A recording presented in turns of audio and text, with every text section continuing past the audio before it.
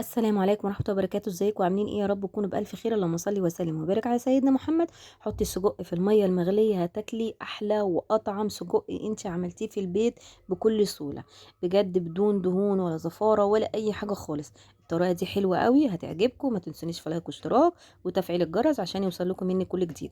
أنا حطيت مية كانت بتغلي على البوتاجاز وابتديت أنزل بكمية السجق اللي عندي، تمام، لمدة 3 دقايق لحد ما الدهون اللي بتبقى موجودة في السجق تنزل كلها، لان احنا عارفين ان السجق بيحطوا له بتوع الجزارة بيحطوا كمية دهون كتيرة قوي في قلب الخلطة واللحمة بتاعة السجق، تمام. فلما بنيجي نعمل السجق بنحس ان هو مدهن قوي وتقيل، ومش بنحب طعمه بالطريقة دي، تمام. فالطريقة بتاعة المية المغلية بتستغني عن الدهون اللي بتبقى موجودة في السجق، بجد حلو قوي. حتى لو السجق هتشويه اسلقيه الاول لمده 3 دقايق، يعني هتحطيه في الميه المغليه 3 دقايق، مش بنسويه سوا كامل، احنا يا دوبك بننزل الدهون اللي بتبقى موجوده في السجق، مش اكتر من كده، تمام.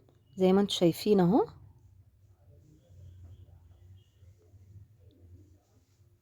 بصوا الميه، بصوا الدهون اللي نازله في الميه عامله ازاي، تمام. هو بس ياخد غلوة 3 دقايق بس، يعني المية تغلي بيه 3 دقايق. بصوا هنا بعد ما طلعته من المية وبرد، انا بحب اقطعه بالطريقة دي عشان بيبقى على قد اللقمة، يعني ناخد القطع على قد اللقمة، تمام. حطيت معلقتين من الزيت في قلب الصينية بتاعتي، وهبتدي ادي تشويحة بس بسيطة، مش بغير لونه ولا اي حاجة.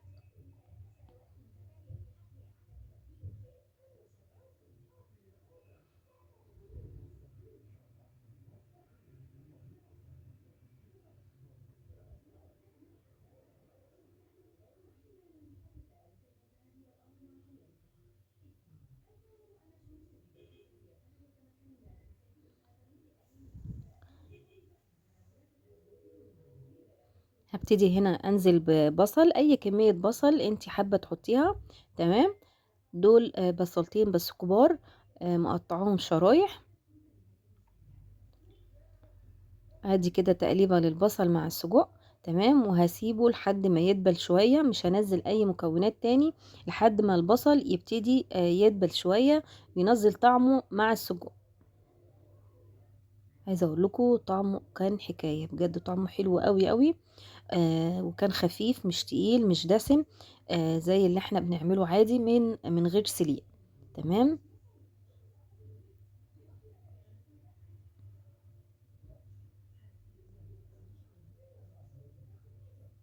وكمان موضوع ان احنا بنحط السجق في المية المغلية، بنتأكد كده ان لو في بكتيريا في اي حاجة، لان السجق بيسيبوه يتعرض في الهواء كتير، مش بيغطوه عشان خاطر ينشف شوية، عشان يقدروا ان هم يحطوه يعبوه في الاكياس ويحطوه في الفريزر عندهم حابب ان هو يشتري، لان هم بيعلقوه كده يوم او يومين تقريبا، لازم يسيبوه بره في الهواء، تمام. ابتديت انزل بالفلفل اللي عندي، ده فلفل رومي وفلفل حراق، تمام. اي فلفل عندك، اخضر احمر اصفر، فلفل الوان المجموعه الكامله مع بعض مفيش اي مشكله. ده فلفل رومي عندي، احمر واخضر نزلت بيهم، وقرن كده فلفل حراق كده حطيته سبايسي في الاول.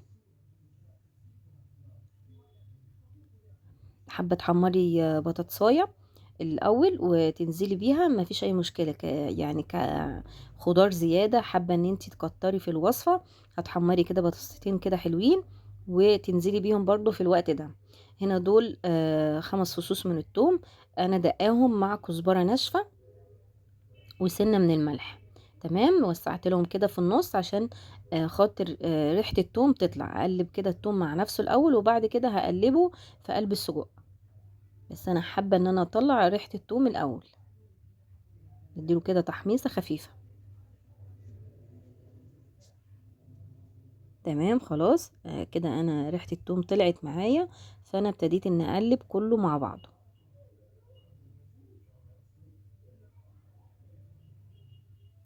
كمان انا حاطه معلقتين من الزيت بس، ما حطيتش كمان ماده دهنيه كتير ولا زبده ولا اي حاجه، هما معلقتين زيت، تمام. دول طماطميتين مقطعهم برضو قطع صغيره، حطيت ورق من اللورة، وهحط فلفل اسود مش كتير برضو لان السجق كده كده متبل.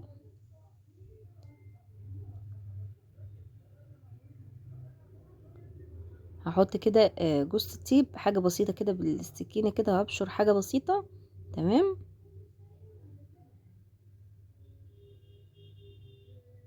بتخلي السجق في حتة تانية بجد، جربي حطي جوز الطيب في الكفتة، في السجق، في الكبدة، بجد بتبقى حلوة قوي. كفتة سيخ، وكمان لو حطيتيها في كفتة الرز كده، حطيتي واحدة جوز الطيب لو عاملة كمية، بجد بتبقى حلوة قوي في كفتة الرز كمان. حطيت رشة من الملح بس مش كتير، معلقة صغيرة كده.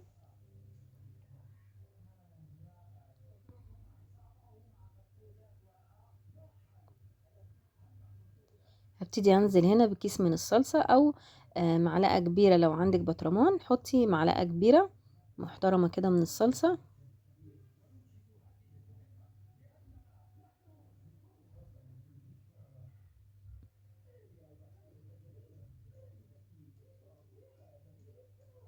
هنا بقى هبتدي انزل بحوالي نص كوباية مية او كوباية مية.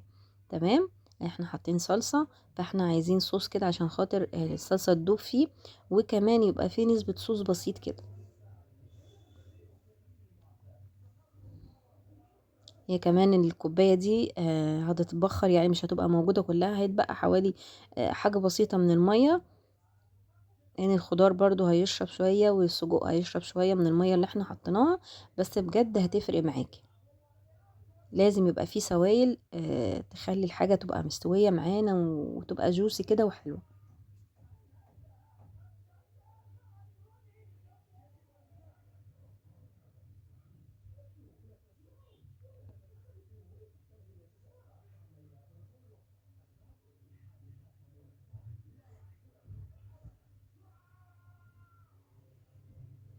عايزة اقول لكم ريحته كانت جميلة، وهو بيستوي على البوتاجاز كان جميل جميل جميل بجد.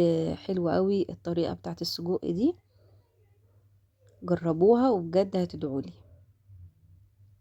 بصوا بقى السوائل مفيش خلاص اهو، بصوا حاجة بسيطة خالص يا دوبك مخليه السجق جوسي شوية، يعني مفيهوش سوائل كتير. تمام. وكمان عشان الصلصة تستوي ولونها يظهر في قلب السجق، فكان لازم ان احنا نحط كوباية المية دي. ممكن تحطي نص لو انت مش حابة سوائل كتير. تمام. انا كده طفيت عليه، وحطيت عليه الوش كده ايه شوية بقدونس مفرومين. انا بقدمه بالصينيه كده، بحطه على الاكل، يعني بقدمه كده بحطه الصينيه، ونحط كده كل واحد في طبق قدامه، او بناكل من الصينيه على طول.